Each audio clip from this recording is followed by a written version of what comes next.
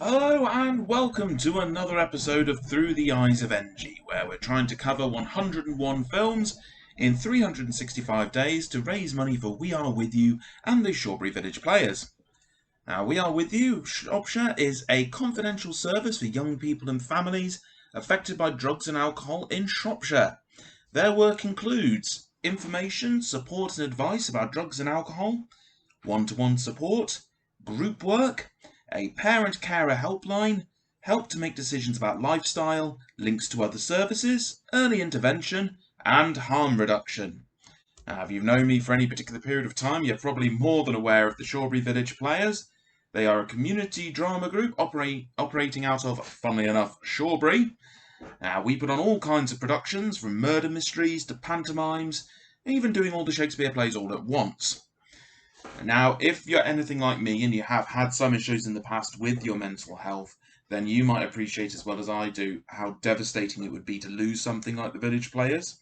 So please, think about it, throw me a couple of quid, suggest a film to me, any film, it doesn't matter how bizarre it might be. And we are 87% of the way there. We are 32 quid off the target. So please, think about it. We still need another 30 films to go. If we get to the 250, I'm going to put in a good chunk of money myself. And if we don't get those 30 nominations, and don't worry, we've got plenty of time, then I'll do a few films that I'll choose myself that I really want to talk about. In other words, you're getting Fellowship of the Ring. So, as far away from Fellowship as I could possibly get, the subject we're looking at today is Barbie, Princess Charm School, nominated by Rachel. Now, this film was released in 2011. It was directed by Zeke Norton. It was written by Elsie Allen and was based on a story by Katie Rocky. The film starred Diana Carina as Blair, Morwenna Banks as Miss Privet, Nicole Oliver as Dame Devon, Brittany Wilson as Delancey. Delancey? I think it's Delancey. The film's description is Barbie stars as Blair, a kind-hearted girl who is chosen to attend Princess Charm School.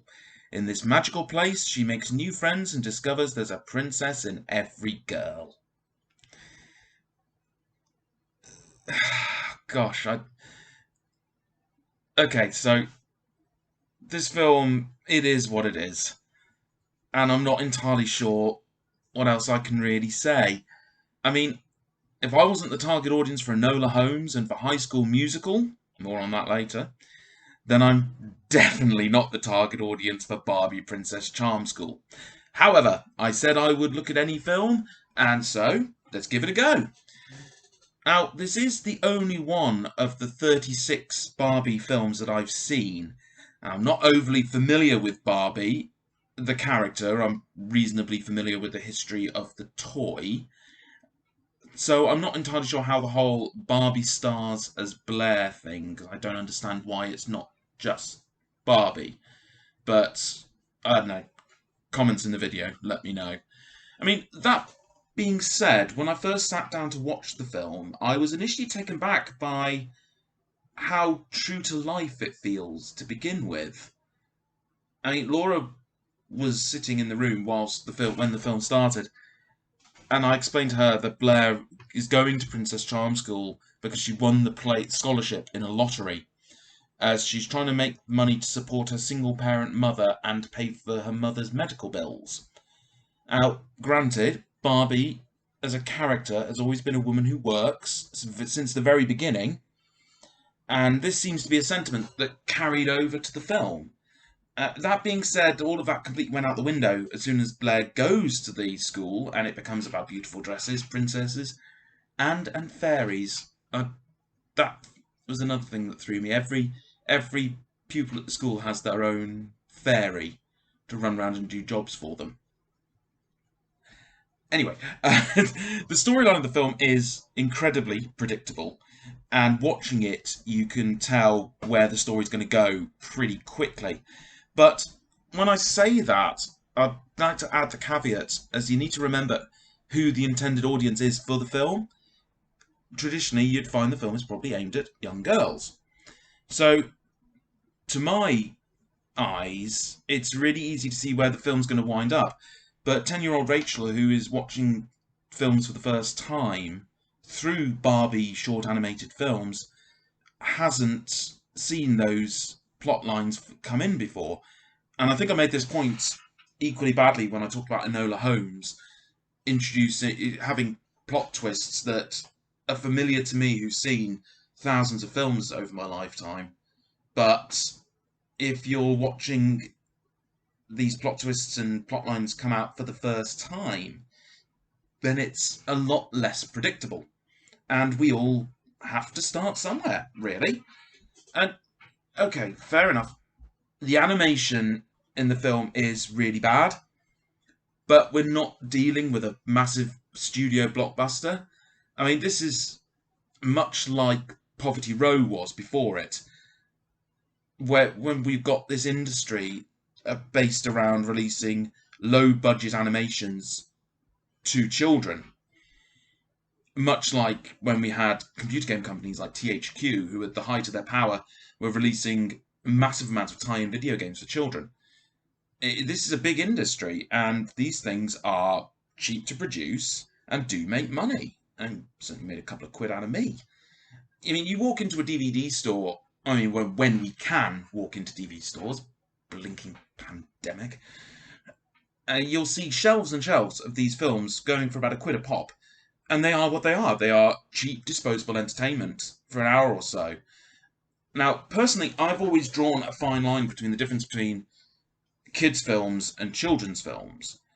A children's film is aimed at a younger audience, but doesn't treat them like children, in a way. They provide a solid storyline and characters that the intended audience can look up to. And some of these films go on to be major influences in children's lives. Certainly for me, it was always Star Wars. For others, it would be things like Matilda, or, in some cases, Space Jam. I mean, you could argue that Barbie Princess Charm School is aiming to have a character like that for children to look up to. And whilst there has always been controversy around Barbie, given her proportions, but children's films tend to seem to try a little harder than this film does. And they try a bit harder with the animation, the sound editing, the voice acting, because all of those films aren't particularly good in this film. But then, if you've got an intended audience who love princesses, pop music, and plucky teenagers, I think they're supposed to be teenagers, who are surfing on this Harry Potter vibe through an non-insulting, diverting enough film, they'll probably love it. Oh, it would be remiss if I didn't actually talk about Barbie herself, because I am picking at bones here a little bit for things to talk about with this review, and also because it's really interesting. I mean, many people don't realise that the company that make Barbie, Mattel, got their first really big break shortly after the opening of Disneyland, as Walt Disney was releasing a new TV show, which was the Mickey Mouse Club, and were offering advertising space. Now, the network ABC that were releasing the Mickey Mouse Club, when it came to the selling of the advertising, weren't just selling it for a specific period. You'd have to pay for the whole 12 months. And a lot of companies balked at that because it was a lot of money. It was $500,000 to buy this advertising time. And a lot of companies thought, well, we'd advertise over Christmas, but not for the whole year. Over at Mattel, we've got Barbie's creator, Ruth Handler. And there's the story of how she went to her accountant and said, right, if we pay this $500,000 for the advertising and it doesn't work, will we go bust? And the accountant's response was, well, you'd probably have to start from the beginning. You'd be starting back at zero, but the company wouldn't go bust because of that. So they went ahead, they paid the $500,000 required to advertise on the show, and they advertised Mattel's latest toy, which was the burp gun, which was modelled as a Tommy gun with a chain of caps. And based on this advertising, because this was going out 5 days a week to children within the school holidays, So they were seeing the adverts for this burp gun coming in every single day and promptly started bantering their parents for a burp gun. And the burp guns promptly sold out. And there's another great story that does always make me chuckle, which kind of showed to me that they'd hit the big time, was the warehouses were just flat cleared out of burp guns. And then a phone call comes through to the warehouses, and it's the president's office. And they're asking if we've got just one more burp gun for him to give his grandson. And the only one they could find was a broken one that hadn't been sold. So an engineer custom rebuilt this burp gun for the president for his grandson. So around about this time, Ruth Handler was observing her daughter Barbara. No prizes, by the way, for guessing what Ruth Handler's son's name was. Playing with paper dolls. Now, in the late 50s, baby dolls were a dime a dozen. Very much a nurturing toy. But there were no real toys aimed at girls, which did much more than give them a baby to look after. There was nothing like G.I. Joe and Action Man aimed at boys that allowed them to imagine being something else and give them something to aspire to, like firefighters and astronauts even back then. And there was nothing like that for girls. So Handler, while she was on holiday in Hamburg, saw a Bild Lily doll in a show window. Now, Bild Lily was a character in a slightly racy German comic, and the toy was almost released as a bit of a joke to give to your mate on a bachelor party. However, Handler fell completely in love with this doll because she saw it came with the accessories of the clothing, and it had the hair that you could do something with. So she bought a whole bunch of them, brought them home, and started working on Barbie. She worked with Jack Ryan, who, if you look at the patterns for the Barbie dolls, you'll see that his name is still on them, mainly around the joint mechanisms on elbows and wrists for the Barbie dolls. He had a fascinating life in his own right. He was married 5 times, he wasn't allowed to have friends growing up, and he had a mother who refused to acknowledge his diagnosis as a dyslexic. So he didn't fully learn how to read until later in life, but at the same time he was a mechanical genius. Now, there was concerns initially from parents as to why they should buy a Barbie doll for their children. And again, the proportions argument came out again. Unsurprisingly, in the test groups, little girls were just sold on Barbie from the get-go. So Handler hired a industry psychologist to work out how to get past these gatekeepers. And their solution was to promote Barbie as a way of motivating and preparing children for their future. Now, despite the fact that initially the toy didn't actually gain many orders when it was originally released at the American Toy Fair in New York in March of 1959, the toy did start gaining traction again, advertising through the Mickey Mouse Club, which was probably the first major advertising directly to children for toys that had ever really been done, whereas normally it would be aimed more towards the adults because they were the ones who were actually going to have to pay for it. However, the rest really is history, because obviously the dolls started selling, the range expanded, Ken came along in 1961, and if you look on the screen now, post-editing, you'll be able to see how many Barbies have been sold since you started watching this video, because it's estimated that 2 Barbies are sold every second. Round about the time Ken came along, there was another issue that popped up, which turned out that Barbie's size of the doll was the same sort of size as a G.I. Joe.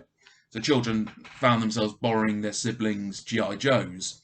So if you watch Toy Story 2 again, and you see the scene where Ken jumps into the convertible with Barbie and takes her on a tour round the toy shop, and they're accompanied by G.I. Joes, there's a bit more history there and a bit more meaning than you'd actually think. Bravo, Pixar.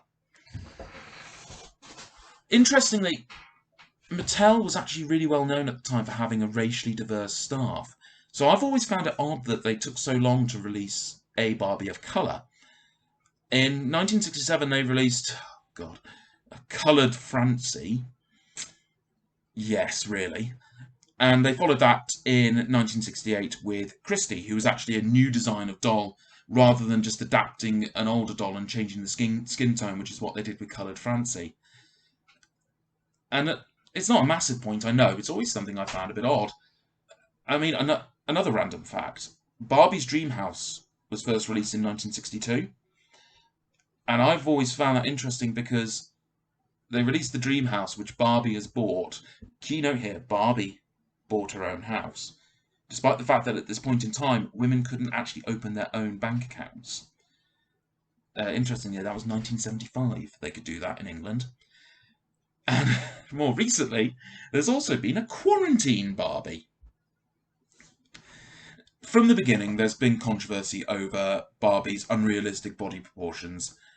I'm woefully unqualified to talk about that without a lot more research into it. But it's probably worth highlighting that Barbie, unlike other dolls available at the time, again, didn't teach nurturing and was a model for financial self-sufficiency and wasn't defined by her relationships to men or family. In the 60s, when there was a demand for a Barbie scale baby doll, Mattel didn't react by making Barbie a mother. They released a Barbie Babysits set instead.